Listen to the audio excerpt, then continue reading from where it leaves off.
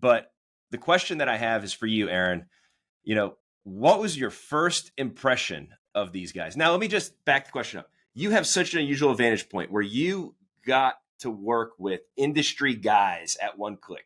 One Click was made by contractors for contractors to help them do the job at a better, more effective, efficient rate, right? Mm-hmm. That was the foundation of it. Now you take some outside innovative ideas and energy and you input that. What has that been like? What was your first impression of the new leadership per se? Now keep in mind, this was all over 3 years ago. But then fast forward to today, Aaron, what are your thoughts today? So day one versus today. Well, I think to your point, Greg, we can look at that in almost three facets. First, Taylor mentioned Dale. A lot of the companies who we're blessed to help, they are phenomenal at what they do.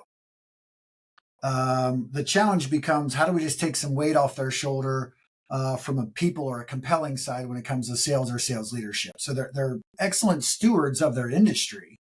It's just, how do you migrate that into the conversation with potential customers? Now, you take Taylor and Ryan. Taylor mentioned a couple of things in his first couple of statements. One, we look for people who care, right? They have a desire. They actually care. They're highly committed. And there's a difference between sometimes when new leaders come in, it's we're going to burn down the whole house and we're starting fresh. Most smart leaders take a second, get an understanding of what's going on, leverage strengths that already exist, back to Taylor's comment, and then just find some of those hidden things that other people may not have seen, but that fresh perspective helps see.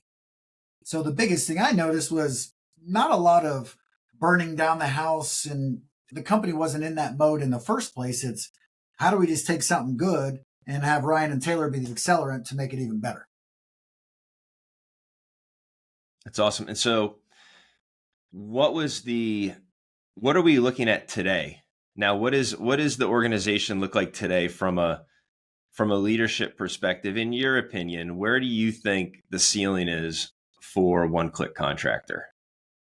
The ceiling in terms of their potential, the growth, where do you see them going? How big and how impactful? Maybe not how big or how revenue wise, but how impactful can this company actually be?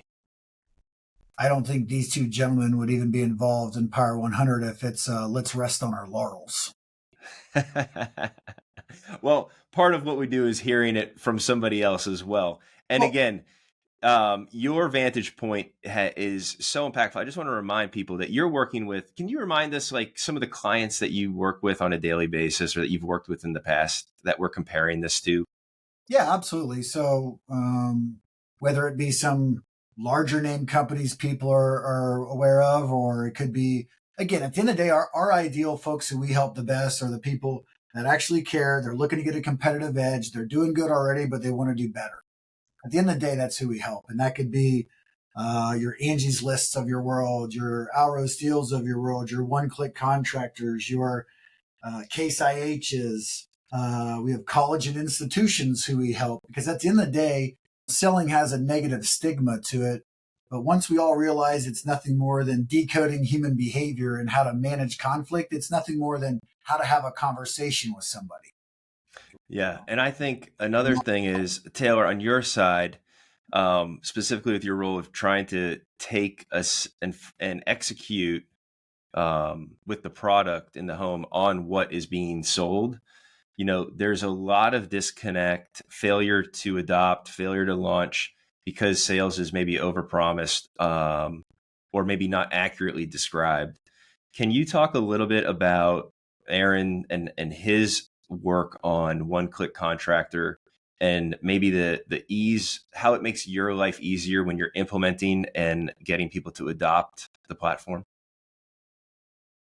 Yeah, absolutely. I love talking about that. It's, something that as a company, we make an investment in this, and we want to invest in all of our employees and helping them to be better at what they do, helping them to be the best version of themselves.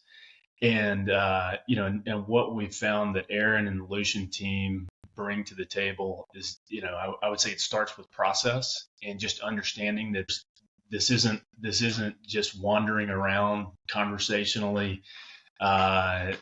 Speaking of the sales process, we're not looking to hire folks that just have a knack for it, and kind of, hey, I've always had the gift of gab. Instead, we want to hire folks and we want to train folks that understand that if I really dig in and master my craft, then I'm going to be better at that craft. I'm going to be more valuable. I'm going to make more money.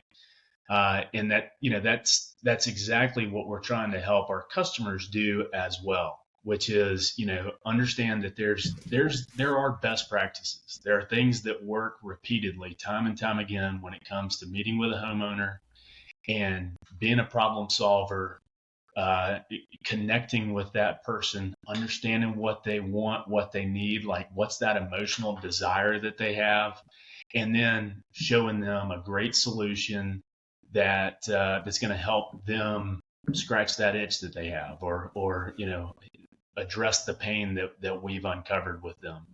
And so Aaron really brings a lot of clear process, but it's also very well communicated, very clear, very practical. It's not dry, kind of process in a notebook that you have to follow step by step. It's more dynamic than that. And it's more engaging for sure when we get into our training sessions with Mr. Prickel and with the Lushin team.